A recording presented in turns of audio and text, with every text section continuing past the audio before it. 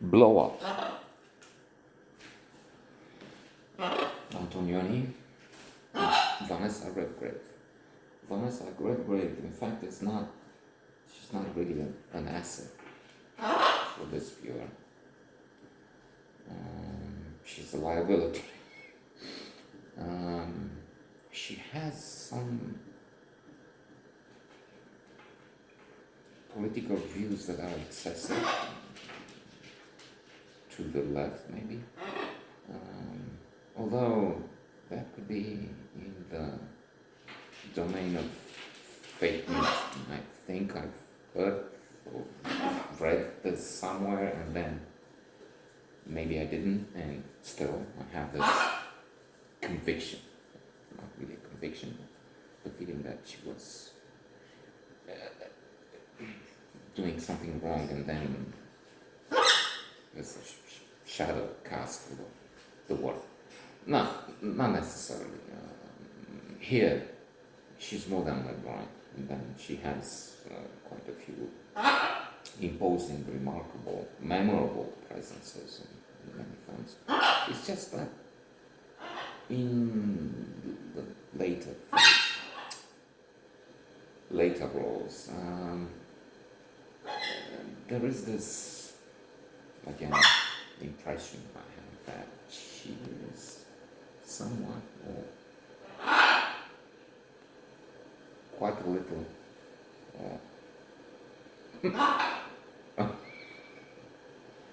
always, and I'm just being foolish, over the top. I don't know.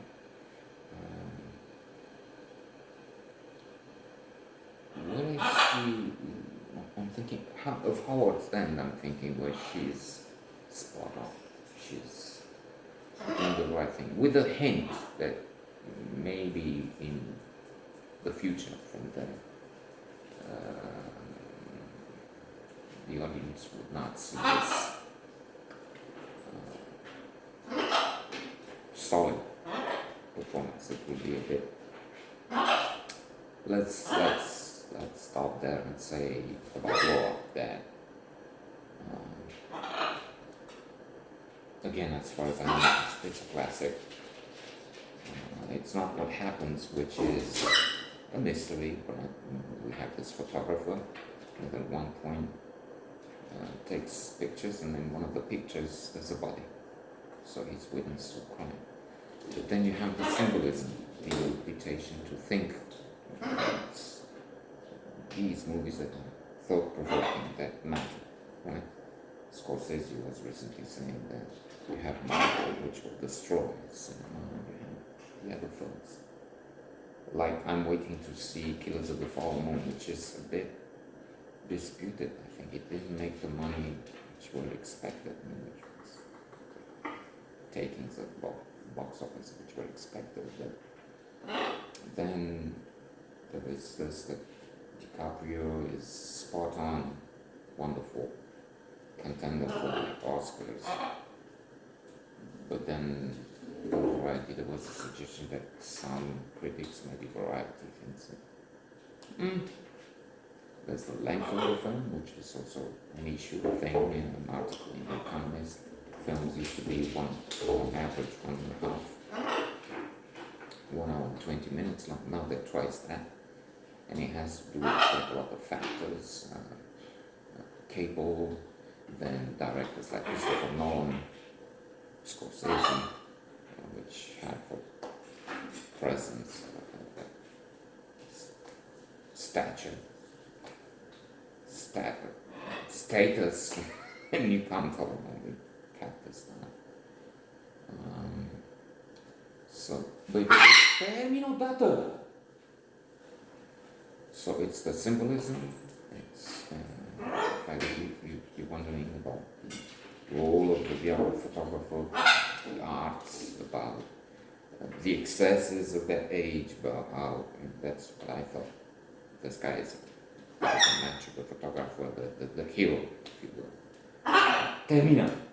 He has these models that have to do whatever he says, and he's telling some candid candidates. No, I don't have any. I don't have time to have my appendix operated,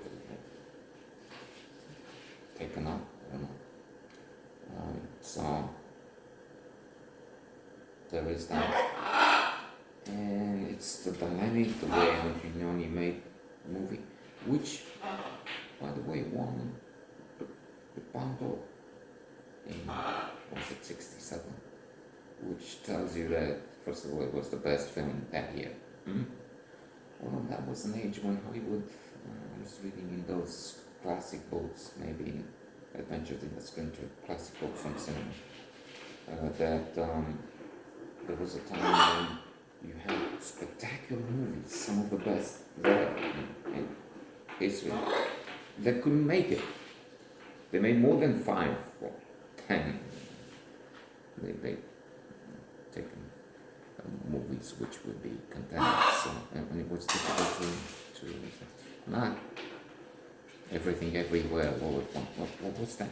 I'm just being facetious, mean, because I didn't get the movie, and hence I didn't like it. I mean, I didn't understand anything.